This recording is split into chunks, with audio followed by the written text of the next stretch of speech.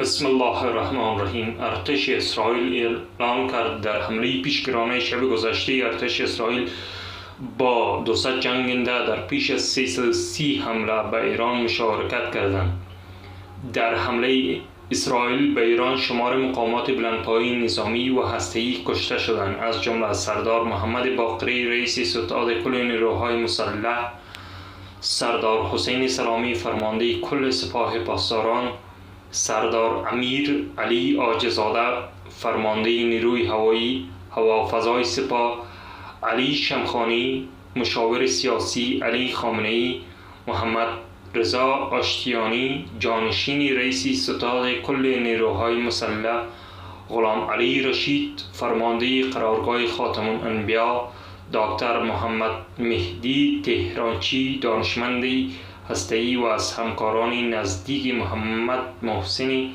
فقیرزاده، فریدون عباسی رئیس پیشین سازمان انرژی اتمی ایران. همچنین منابع گسترده از جمله تهران، سایت هسته‌ای نتنز، تأسیسات پارچین، خنداب، راکتور آب سنگین عراق، قم، خرم آباد، همدان، قصر شیرین، تبریز، کرمانشاه، اهواز، سنندج و ایلام نیز هدف حملات اسرائیل قرار گرفتند.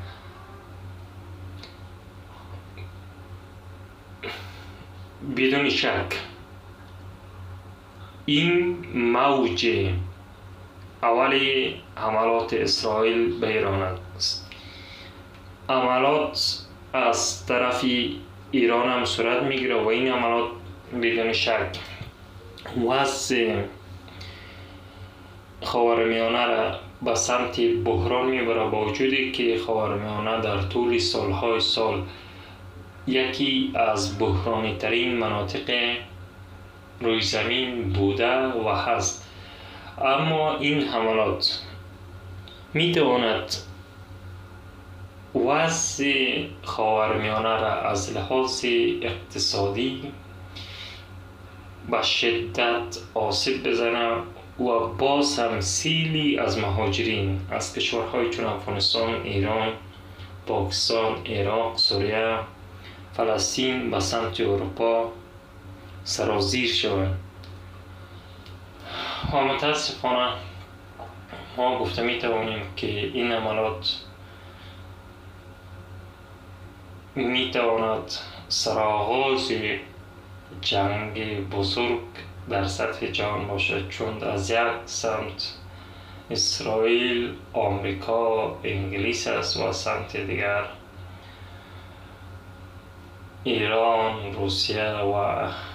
چین است. خب در روزهای آینده ما شاهد خواهیم بود که این جنگ بیشتر می شود و این جنگ بحران انسانی را در خاورمیانه بیشتر میکنه و بحران اقتصادی بیشتر میشه و انسانهای ضعیف بدبختر میشه. فقط همین از جنگ چیز دیگر ما نمیبینیم. ما توقع داریم که این جنگ هر چه زودتر ختم شود و جهان گامی به سمت صلح